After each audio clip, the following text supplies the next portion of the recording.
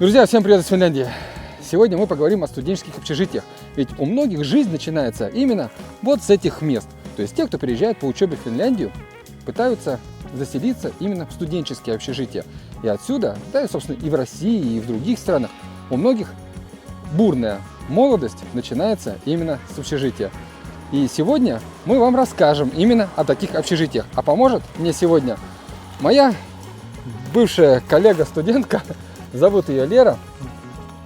Поэтому ты нам сегодня поможешь и расскажешь, где ты живешь, потому что она в настоящий момент живет в этом общежитии. Она расскажет про свое жилье, про все плюсы, про все минусы и вообще поделится своим мнением.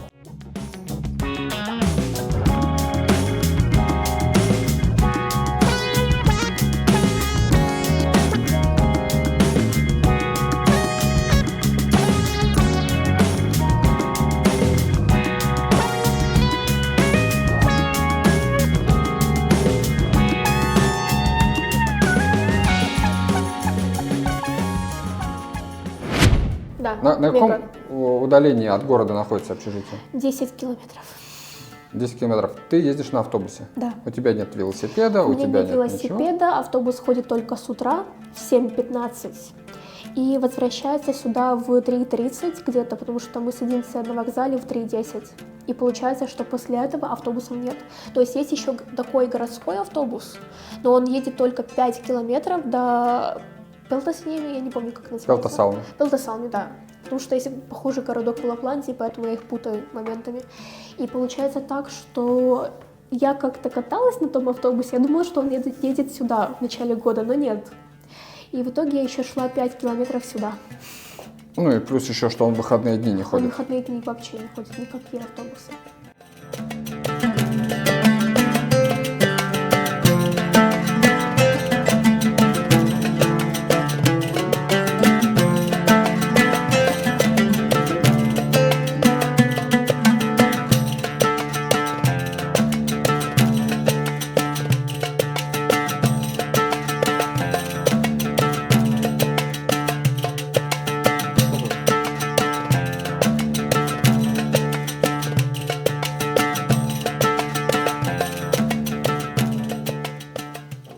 Расскажи, когда ты сюда переехала и сколько времени ты уже живешь в общежитии?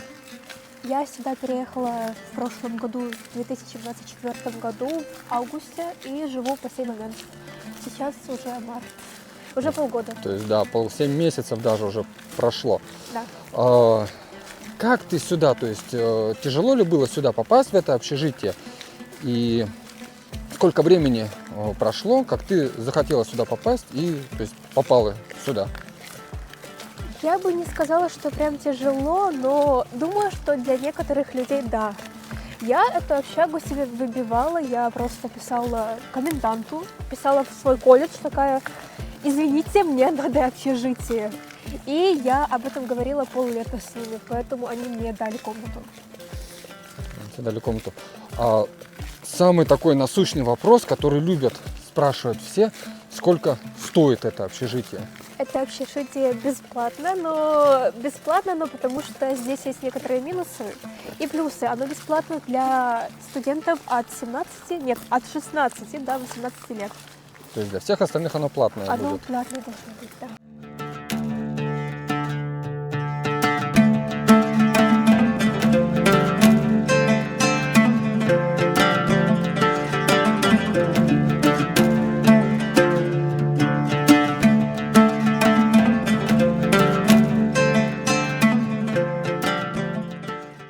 Идем выкидывать мусор, потому что во всей Финляндии мусор сортируется, и словом от общежития до мусорного контейнера пройти буквально минуту. И здесь также биоята, контейнеры, потом что у нас есть? Металл, Здесь типа стекло, это Секаяты. секаяты, это смешанные отходы.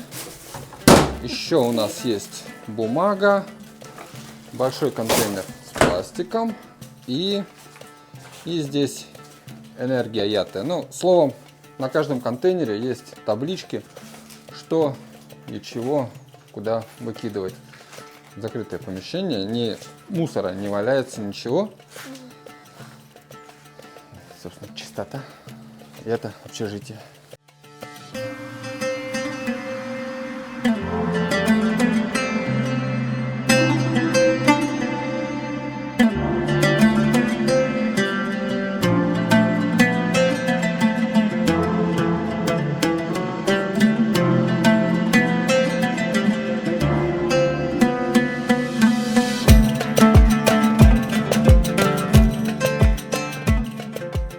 В итоге попадаем мы, как и везде, почти во всех финских домах, вот в такой коридор, Тули-Капи по-фински, это предбанник. В предбаннике у нас теплый пол, здесь даже ковры лежат. И с левой стороны от меня, с правой стороны от вас, есть такое помещение, куда можно тоже вешать одежду, оно отапливаемое. Можно вешать одежду, можно класть обувь, и обувь можно класть тоже с подогревом. И там же находится вентиляция. Дальше мы уже проходим в основное помещение. С правой стороны от меня, с левой от вас, это будет одна комната, там чуть подальше еще одна. И через коридор мы попадаем, будут точнее еще две комнаты. Дальше здесь у нас такая же вешалка, куда студенты вешают свою верхнюю одежду, кладут шапки. И вот за этой дверью у нас находится так называемая силоскомер. То есть это шкаф, где расположены пылесос, тряпки, ведра, то есть все для уборки. И здесь я вот не вижу еще инструкции по уборке, потому что в некоторых домах она есть. Дальше. На это общежитие имеется два туалета. Один находится с этой стороны. Туалет, это просто туалет. И абсолютно такой же находится с другой стороны, то есть зеркальной стороны, для других двух комнат. Ну, обычно это делают так. Все общежитие, оно у нас круговое, поэтому если мы пройдем по кругу, мы можем оказаться опять в этой же точке. Здесь у нас находится единственный душ на все 4 комнаты. Маленький, уютненький, просторненький и с теплым полом. Соответственно, с этой стороны у нас душ, с той стороны у нас выход. Ну и дальше, если мы проходим сюда, то попадаем, как я сказал, уже на кухню. Мы могли с той стороны попасть, можем с этой стороны. И здесь у нас такие же две комнаты для студентов. Попадая на кухню, это зал, комната, кухня. То есть здесь у нас и место отдыха с прекрасным мягким диваном, который уже входит в состав, все включено в общежитие, и телевизор. То есть и телевизор, и диван уже здесь есть. Также кухонный стол, холодильник, микроволновка и сама небольшая кухня, на которой студенты готовят еду. Собственно, здесь проходят у многих все вечера, здесь же студенты отдыхают, здесь же студенты развлекаются. Комнаты все идентичные, и комната приспособлена для проживания двух студентов. В данной комнате у нас живет наш герой, она одна, Лера. Собственно, наверное, это ее кровать, и вторая кровать пустая, так как здесь никто не живет.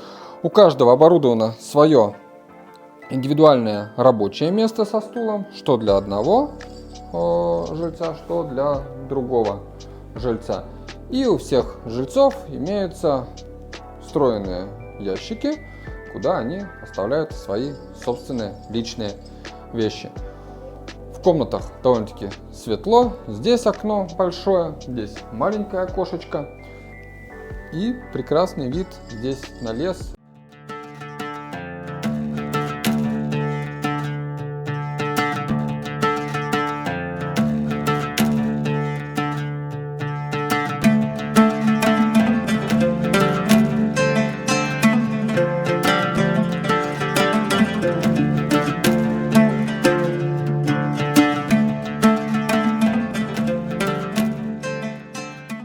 Также, друзья, в этом общежитии имеется своя парковка Это более 50 мест, куда многие студенты, приезжающие на машинах, ставят машины. И каждое парковочное место оборудовано вот таким столбиком электрическим. Сейчас он заперт, да, нет, он не заперт. То есть и в каждом столбике имеется розетка с таймером. И, соответственно, зимой можно подогревать машину и садиться уже в теплую машину. И таких столбиков везде повсеместно, вот если посмотреть, то они просто на каждом, через каждые там несколько, 3-4 метра стоят. То есть и каждый столбик рассчитан на 2 машины.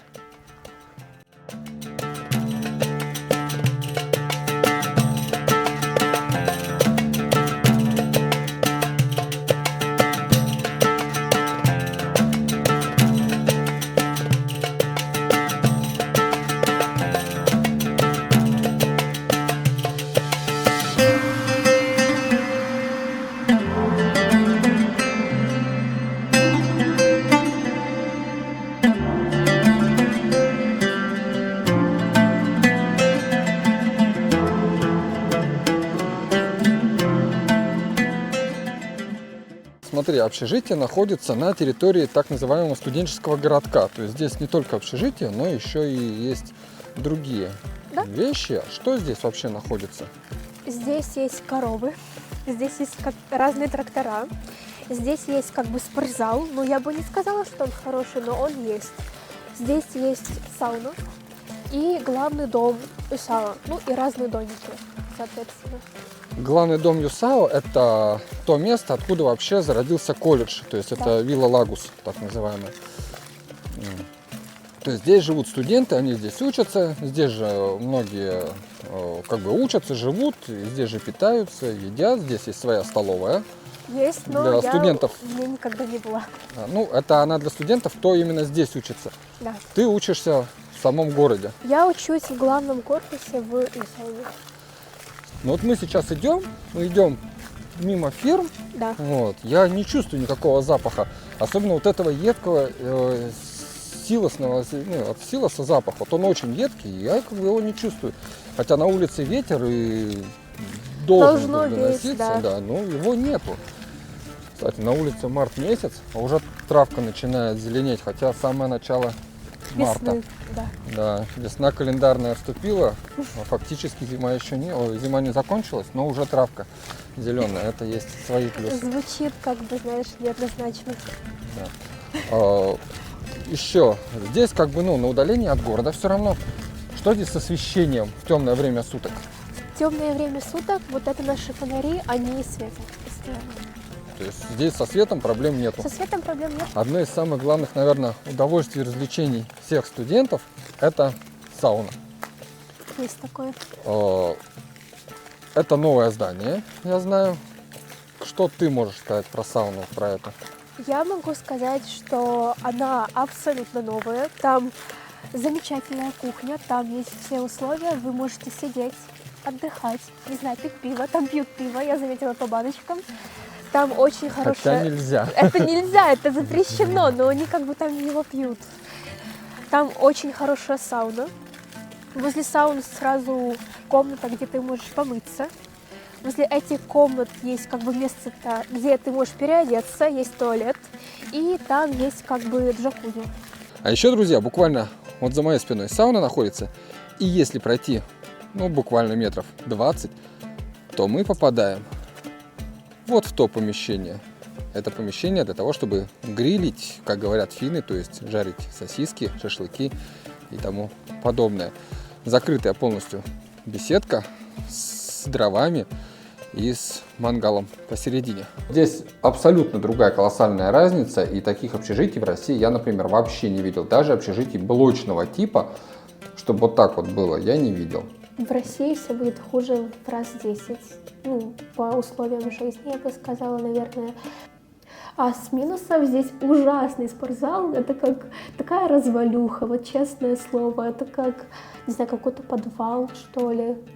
Это спортзал, я скажу, что я же в нем был. Это спортзал времен 90-х, когда в подвале были начинались спортзалы, когда не было больших, а вот именно такой подвальный дворовый спортзал. Это действительно так и есть. Еще вот в этом среднем общежитии. Среднее общежитие? Да, есть комната, также квартира. где есть игровая комната, где находится PlayStation, и можно играть в PlayStation, и есть еще музыкальная комната, где находятся гитары, барабаны. Мне никто И не это- показывал. Ну а так в целом, в общем и целом, тебе как вот вообще нравится? В целом здесь очень Абсолютно. хорошо, меня все устраивает, только из-за того, что у меня мало друзей, ну то есть у меня тут друзей нет, есть знакомые, но я с ними не общаюсь. Все мои друзья в городе, и поэтому я не могу строить какие-то там планы, я завишу от машины друзей или чего-то там. Та-та-там.